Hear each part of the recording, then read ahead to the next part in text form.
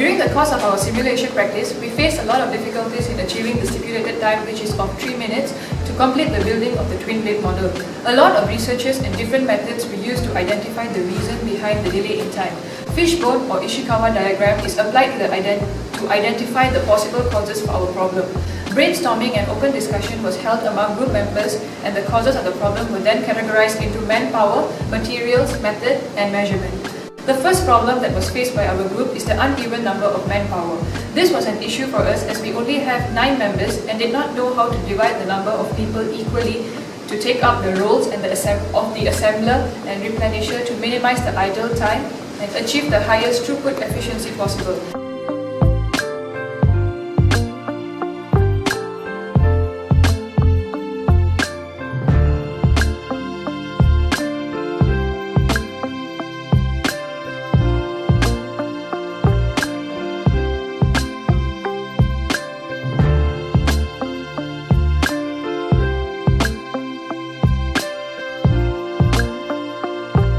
However, by using the trial and error method, we managed to achieve the highest throughput efficiency as the idle time of each assembler and replenishers was minimized. This was possible because we situated 5 assemblers and 4 replenishers. On top of that, the work of each replenishers were divided in such a way that they would be serving to 2 assemblers to minimize the idle time of both assemblers and replenishers and maximize throughput efficiency. By doing so, the stipulated time was managed to be achieved. In theory, this can be explained as unevenness in role distribution, Mura, leads to overburdening resources, in this case which is the assemblers and replenishers, Muri, causing a delay in time, Muda. The next problem that was faced by our group is the difficulty in material identification.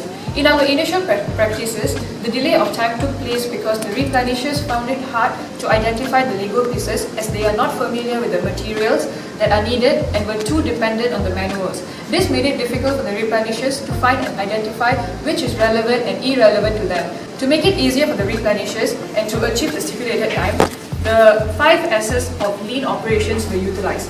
Firstly, sort was used by us by only having items that are needed on the workplace. Everything else secondary to the items were put away. To make things more organized, straightened was used by us. We separated the materials based on their colors, and by doing this, the identification of materials by replenishers were faster and saved time. Besides, we also used the shine method by using Tupperwares and boxes to separate the materials and passing it to the assemblers to make sure a neater and tidier workplace for the assemblers. This helped assemblers in identifying the materials needed easily.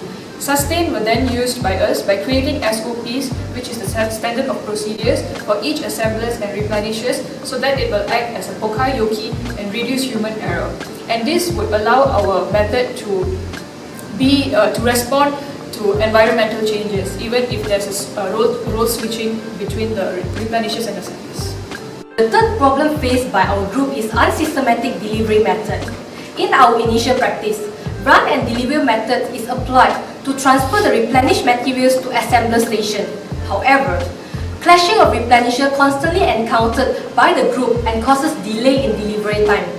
The trial and error method had then been applied to determine the best delivery method with the shortest delivery time. The team had attempted 2 sliding methods such as sliding the whole Tupperware to assembler station on a string and sliding Tupperware through built bridge in between replenisher and assembler station. However, both of these methods are found to be ineffective and unstable because of the materials could be easily fell off from the delivery track and lead to material wastage. Besides, the friction produced between the surface of delivery track and Tupperware slow down the delivery process and reduce the overall throughput efficiency. Due to the inefficiency, the team decided to utilize the run and deliver method and revise the standing sequence of the replenishers and the arrangements of the sorted materials.